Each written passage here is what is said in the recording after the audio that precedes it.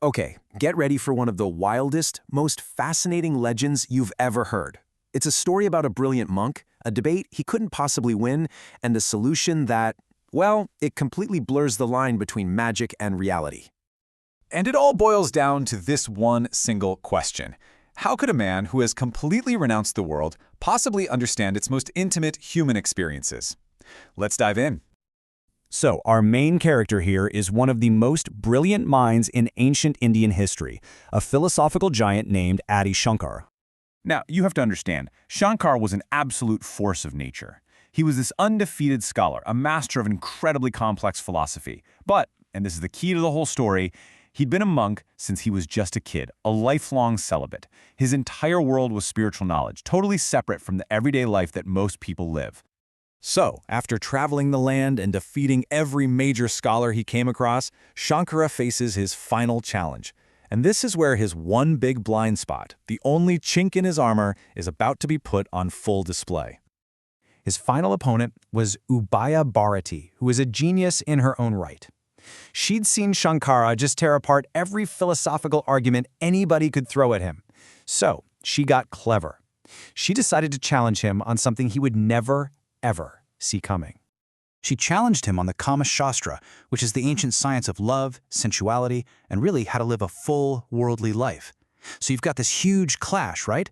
On one side, you have the monk with all his spiritual knowledge, and on the other, the raw, lived experience of the senses. She was basically asking him, how can you claim to understand ultimate reality if you don't understand this reality? And yeah, this was a massive problem. For the first time, Shankara was completely stumped. He knew everything there was to know about the spirit, but next to nothing about physical, worldly life. His defeat looked like it was a sure thing.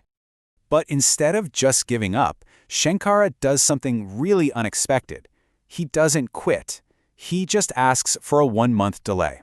He needed 30 days to prepare his answer. And what he does during that month? Well, this is the heart of this incredible legend. He didn't just go read a bunch of books. No. His plan was way more radical. Honestly, it sounds like something straight out of a fantasy story. Okay, so here's his wild 3-step plan. First, he had his disciples find the body of a king named Amaruka who had just died. Second, using these legendary yogic powers, he actually separates his consciousness from his own body. And third, he enters the king's body and brings it back to life, but with his mind, the mind of a monk, in control.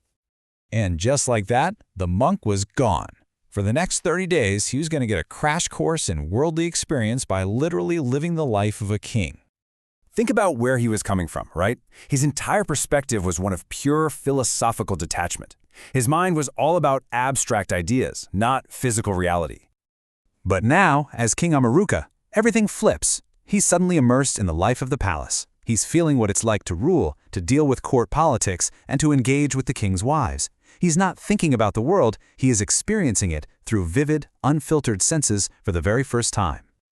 You see, this total immersion, this was his research. He wasn't just reading the Kama Shastra anymore, he was living it. It was the ultimate fieldwork, understanding its lessons through direct, first-hand experience. And get this, his understanding became so complete, so profound, that during this 1 month, the mind of the monk inside the body of the king actually wrote a whole new book on the subject of sensuality. I mean, that's how deeply he dove into this new reality. So, when the month was finally up, it was time. Time to go back to the debate and face Ubhaya Bharati one more time. He leaves the king's body, which then goes lifeless again, and returns to his own physical form, which his followers had been secretly guarding. He was the same monk on the outside, but on the inside, he was now carrying a whole new universe of knowledge. He walked back into that debate hall, and you guessed it, he answered every single one of her questions. Not just with facts, but with nuance, depth, and the undeniable wisdom of someone who had actually lived it. He had mastered the subject. He won the debate. And this experience, this whole crazy journey, reveals the profound lesson at the very heart of the story. Shankara's victory wasn't just about winning an argument. It proved a much deeper truth. That true spiritual understanding isn't about ignoring the world. It's about understanding it so completely that you can finally see beyond it. So what are we supposed to make of this story? a body-swapping monk who masters the art of love just to win a philosophical debate? It's pretty out there. Which leaves us with one final big question. Was this a literal, historical account of a supernatural event? Or is it a powerful metaphor? A story meant to teach us that to truly master anything, whether it's philosophy or love, you can't just rely on books and theories. That real wisdom demands lived, empathetic experience. What do you think?